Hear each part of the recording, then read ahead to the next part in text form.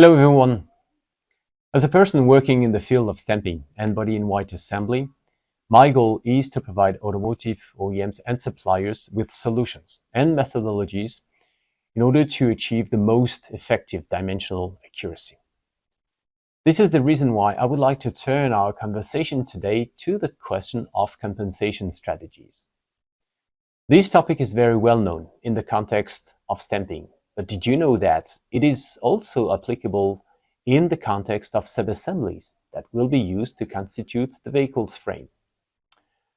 So in simple words, the fundamental question is, can we apply a compensation strategy not just to obtain a stamp part with intolerance, but to get the entire assembly compliant with dimensional constraints? My name is Stephane ANDRIETTI. I'm product manager at AutoForm, and together with my colleague Shashanka, we will be hosting a 30-minute live webinar in which we will introduce AutoForm solutions dedicated to the body-in-white assembly process.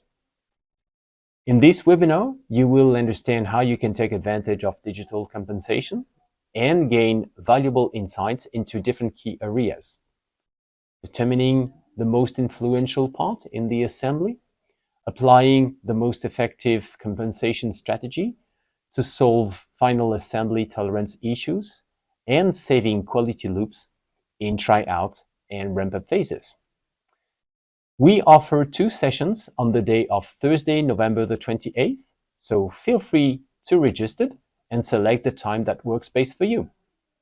We look forward to seeing you there, and thank you very much for your time.